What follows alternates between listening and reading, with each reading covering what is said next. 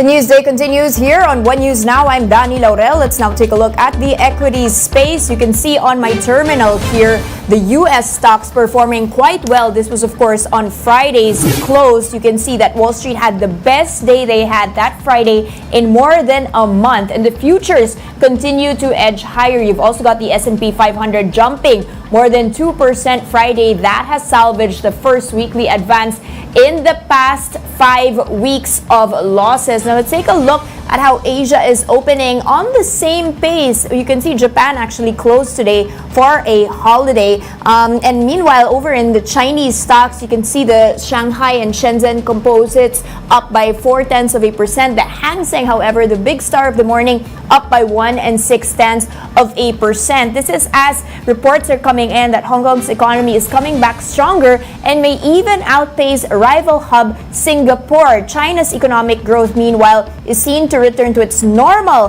path. This as Beijing has given some aid, of course, for their households to be recovering. And just, to remind our viewers here, China no longer requires any hotel quarantine for tourist arrivals there since yesterday. So everyone can freely come in and out of China, despite the fact, of course, that COVID cases there are still in the millions per day.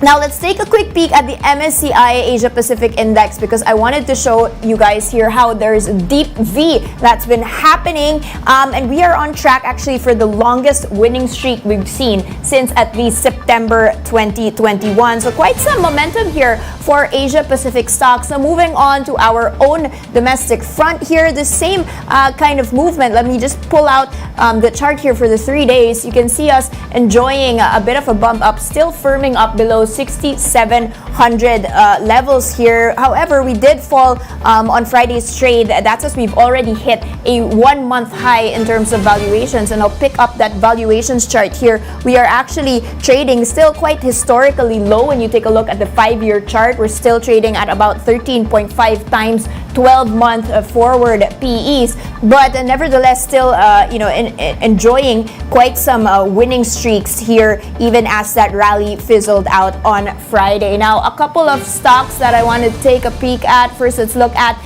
the movements here on the winners and losers this Monday morning. I'll just pick out the one-day chart for you. We are just about 20 minutes into trade. You've got Alliance Global up by 2.8%, followed by Ayala Land and BDO. Now, on the other end of the spectrum, you can see ASEN, so another Ayala Corporation, actually just one of just 3 stocks here that are sitting out this rally. And finally, 2 stocks that I want you to watch out for today. You've got Robinsons Retail.